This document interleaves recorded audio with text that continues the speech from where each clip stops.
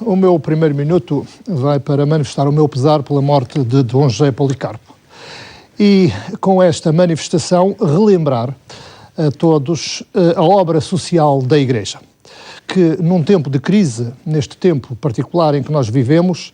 a Igreja Católica tem sido uma aliada do povo que sofre. Tem sofrido muito com um conjunto de políticas economicistas, políticas insensivas ao sofrimento humano que nós assistimos em todo o nosso país. Políticas insensivas aos problemas da pobreza, políticas insensivas aos problemas da exclusão, insensivas aos problemas do desemprego e insensivas à degradação da qualidade de vida que todos os cidadãos estão a sentir neste momento, independentemente da parcela do território onde vivem.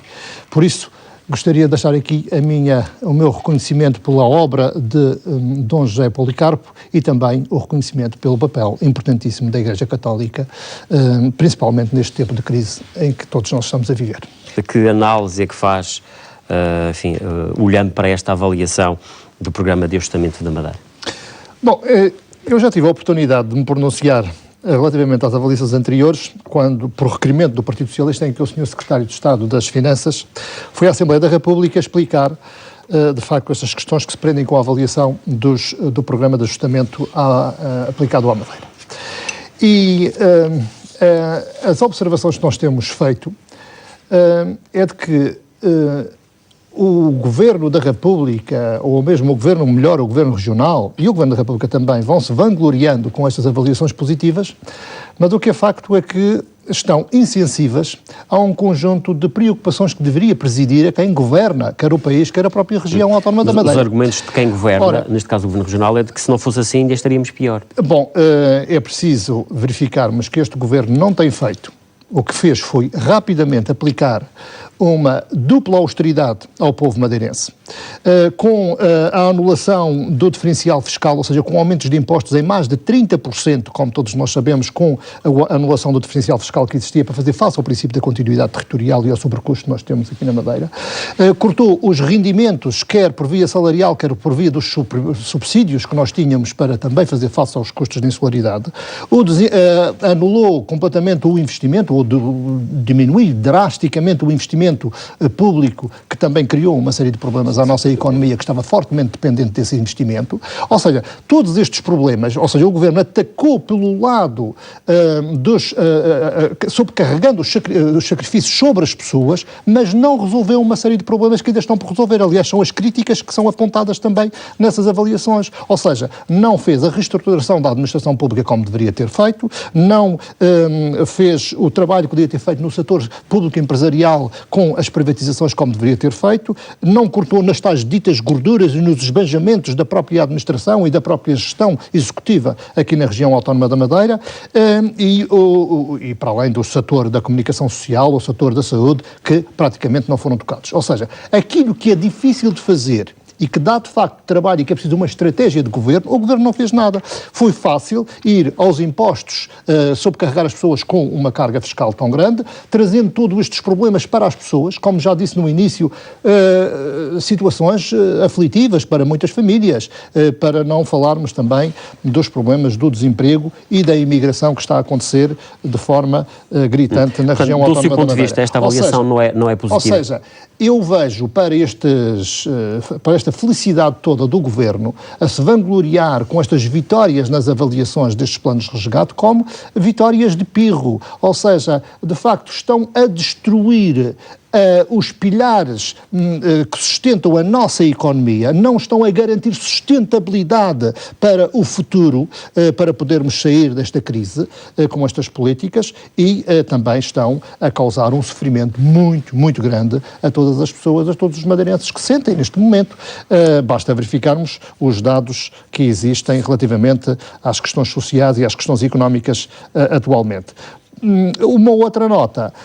que já foi dada até hoje em conferência de imprensa pelo líder do grupo parlamentar, também o resultado positivo relativamente ao pagamento parcial da dívida também tem a ver com duas medidas extraordinárias que não estavam a ser equacionadas no âmbito deste plano, que tem a ver com o perdão de uma dívida de 220 milhões de euros e também a receita extraordinária de 80 milhões de euros da ANAM. Ou seja, estas receitas foram receitas extraordinárias que entraram e que também contribuíram para estes resultados aparentemente bons do programa de resgate. Mas isto são receitas que entraram de formas pontuais, ou que seja, que não se vão repetir nos outros anos. Ou seja, a Madeira, se não tivesse tido estas receitas, portanto, estaríamos realmente com avaliações negativas em termos de déficit. Por isso, o que nós estamos a verificar é que o Governo, de facto, continua a tentar ludibriar com a sua propaganda de que isto está a correr bem em termos de plano de resgate, mas o que é facto é que nós estamos a sofrer na pele, os madeirenses estão a sofrer, os porcentagens na pele, os efeitos desta dupla austeridade e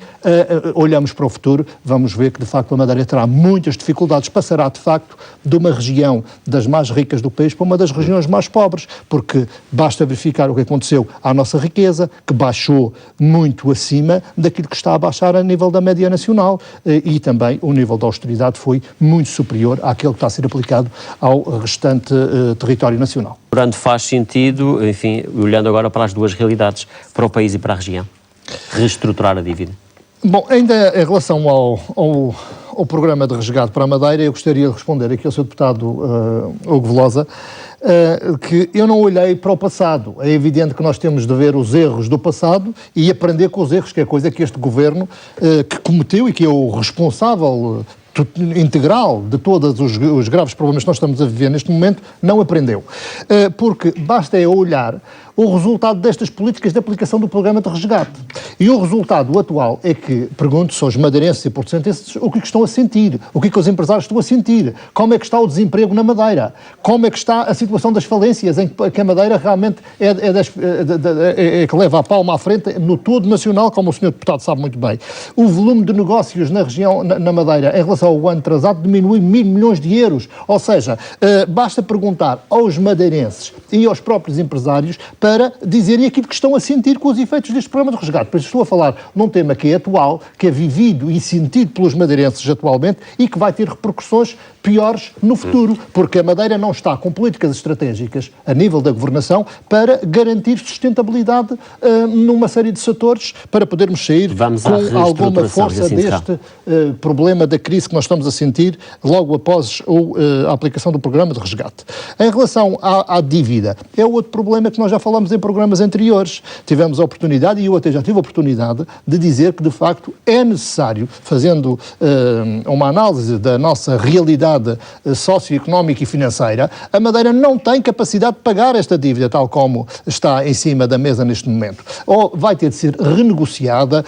com prazos mais longos, com taxas de juros mais baixas, ou com eventual perdão parcial da dívida por parte do Estado, como já aconteceu com o governo de António Guterres. Mas isso é necessário fazer com credibilidade nas políticas a nível regional. Ou seja, a renegociação da dívida da Madeira vai ter de ser feita, porque a Madeira não tem condições, e sabemos que é impossível, pagar a dívida nos termos em que está a ser colocada neste momento. Por isso, a questão do pagamento, da reestruturação da dívida, o Partido Socialista tem vindo a dizer, porque a situação da Madeira, de uma região como a nossa, é diferente da situação de um Estado soberano como o país, e nós temos outros instrumentos políticos para poder renegociar a dívida com o governo do país, e não com os parceiros internacionais, como acontece em relação ao Estado.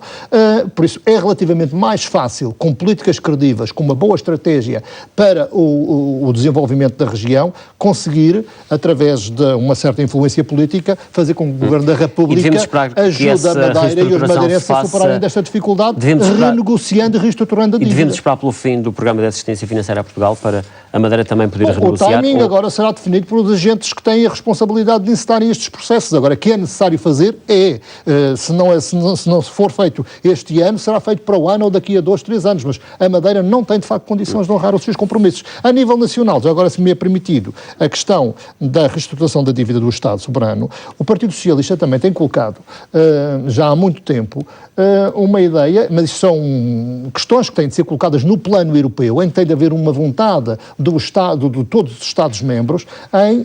haver uma mutualização das dívidas dos Estados soberanos, em que de facto há uma responsabilização dos Estados soberanos até os 60% do PIB, tal como é a exigência dos PECs, e a partir daí há uma mutualização da dívida em que há uma corresponsabilização de todos os Estados soberanos, porque o que é facto facto é que todos nós estamos a verificar que a crise que afeta os pequenos Estados acaba por também beneficiar parcialmente os grandes Estados. Por isso, eles são beneficiários com a desgraça dos pequenos países, então também devem ser corresponsáveis com o pagamento dos sacrifícios. Como é que olha para este relatório, enfim, que muita gente considera preocupante, o facto de se querer mexer, neste caso reduzir a comparticipação do Estado nas viagens que os madeirenses fazem habitualmente para o continente? Bom, eu acho que isto vem na sequência de um conjunto de políticas, das políticas do Governo da República, que contrastam um pouco com aquilo, por mais boa vontade que exista por parte dos deputados que fazem parte da cor partidária da governação a nível nacional, tenham em relação a esta matéria. O que é facto é que o Governo da República tem manifestado um conjunto de sinais muito claros e hostis às autonomias. Já verificamos numa série de dossiês, o Programa de Ajustamento Económico e Financeiro é um deles, por exemplo. Nós acabamos de falar de um plano que está a ser negociado naturalmente e aceito pelo Governo Regional da Madeira, mas que também é uma imposição do Governo da República e que é extremamente penoso para os madeirenses e para a nossa economia, como nós podemos verificar ainda há pouco no debate. E este relatório da Inspeção-Geral de Finanças vem mais no sentido de dar mais uma machadada naquilo que são um conjunto de responsabilidades do próprio Estado. Porque já no plano de resgate houve a anulação de um diferencial fiscal que nós tínhamos aqui na Madeira, que nos Açores continua a existir, mas na Madeira foi anulado para fazer face ao sobrecusto da insularidade, e isto são garantias que devem ser dadas pelo Estado, porque o cidadão que vive numa região insular não pode ser prejudicado só pelo facto de viver em ilhas. Tem de ser compensado na base do princípio da continuidade territorial e da coesão nacional. E é evidente que o Sr. Deputado, eu vou fazer fé naquilo que foi dito aos deputados do PSD e do CDS por parte do Sr. Secretário de Estado, de que isto não é para aplicar, mas eu tenho muitas dúvidas. Não fica muito convencido? Não fico convencido porque o que é facto é que a proposta que foi lançada da Assembleia Legislativa da Madeira para majorar os subsídios relativamente aos estudantes e aos doentes... É um texto. Sim, para majorar, mas isso é uma questão, do ponto de vista técnico, podemos ver como é que damos a volta à boa vontade política por parte da maioria na Assembleia da República em aprovar a proposta que foi daqui da Assembleia Legislativa da Madeira e resolver o problema dos estudantes que têm de viajar em picos de tráfego aéreo e dos doentes que também têm de se deslocar e que não podem escolher a data para se deslocarem para prestarem os cuidados de saúde no continente. Ora, essa proposta arrasta-se nas gavetas da Assembleia por razões técnicas, já há alguma justificação, mas o que é facto é que isto não pode se prolongar por muito mais tempo, mas esperemos que isto seja desbloqueado. Não sei se aquilo que está escrito no relatório da Inspeção-Geral de Finanças não é mesmo para aplicar, porque eu vejo, de facto, uma vontade muito grande por parte do Governo da República em cortar a eito e a tirar aqui um conjunto de garantias que são dadas aos povos que vivem nas regiões autónomas para fazer face ao sobrecusto da insularidade. E quero deixar bem claro que isto a acontecer, e espero que não aconteça, e espero que aquilo que disse o Sr. Deputado Rui Barreto corresponda exatamente à preocupação central do Governo da República em não aplicar isto, mas a acontecer constitui de facto uma atitude antipatriótica, porque põe em causa a integridade do Estado português, põe em causa um conjunto de princípios da coesão do território nacional. Como é que olha para esta situação na Venezuela? Bom, a Venezuela, pelas razões que todos nós conhecemos, não é de facto um país indiferente ao Portugal. Nós temos lá uma forte comunidade de portugueses, cerca de 500 mil de portugueses, madeirenses em grande quantidade, como todos nós sabemos, e, por isso, a diplomacia portuguesa deve estar muito atenta àquilo que se passa num Estado como a Venezuela. E o que está a passar é, de facto, uma situação muito complicada, que certamente os cidadãos portugueses, os nossos imigrantes, também estão a sentir esses efeitos e é preciso conhecer, porque é preciso haver descrição, como disse o Sr. Deputado, mas é preciso conhecer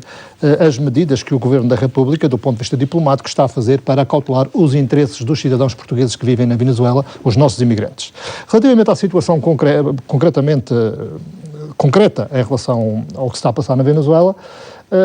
é evidente que todos nós temos acompanhado pelos média aquilo que se passa, mas pela informação que todos nós sabemos,